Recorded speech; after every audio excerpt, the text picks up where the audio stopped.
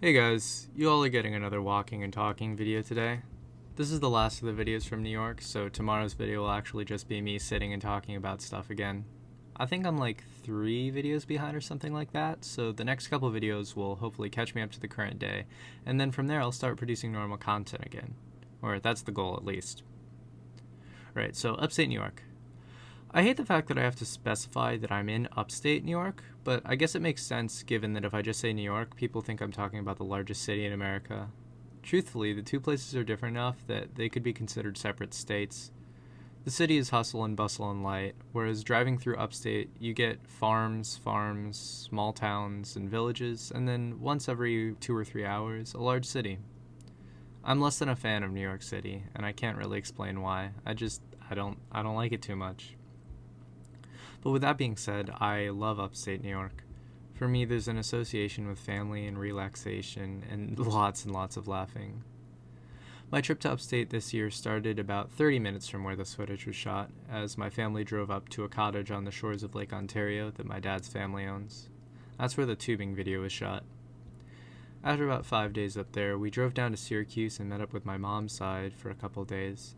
Following that, we drove to a different lakeside cottage, this one rented with my mom's side. That's where the cornhole video was shot, and where this one is. The town we're in is small, no more than 1,000 residents probably, and less if you consider how many people just have summer cottages up there. It's nice though, quiet. You wake up in the morning to the sound of the beach tractor driving up and down and raking all the rocks off the beach. I've been going to this cottage for so long that whenever I hear the squeak of a tractor, I'm instantly transported here, the lakeshore, where the heat isn't unbearable, but just slightly uncomfortable. And if I close my eyes, I feel the heat on my skin and the heaviness in the air and the sun staring through the window. So I was with my family up there, along with my aunt and her family. They have 2 kids who are the cornhole players. The older one, Paul, is 2 years older than I am and is an absolute stats geek. He's also a journalism major. The younger one is David. He's my age and he's going to school to become a physical therapist. He's also the most natural athlete I've ever seen. He can pick up anything practically on the spot and be at least good at it. He's the kind of person that makes me feel physically inadequate, not because I'm necessarily bad at something, but because he just makes it look so easy. He's also an awesome person, just in case anyone got the idea that I didn't like him. We were also with my mom's brother, who is probably the funniest person I've ever met. The antics while we're up there change from year to year, but they generally revolve around people watching out on the patio and sarcastic, biting comments about life in general while sitting around the dinner table. I've learned to chew my food very carefully at that table.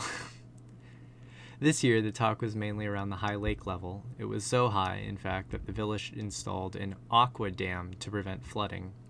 The problem with this is that the aqua dam is big, bulky, and prone to bursting in 90-degree weather.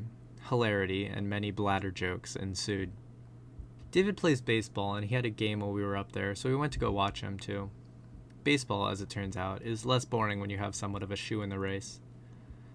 I think I might describe upstate New York as my happy place, but I hesitate to make that distinction.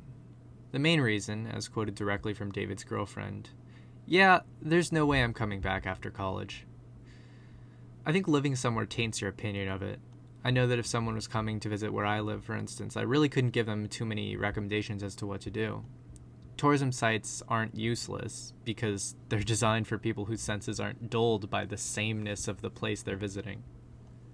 There's not much to do in upstate, I know that. I don't think I would live there either, but it's definitely nice to visit. It was good to see my family again, and for that, upstate New York worked just fine.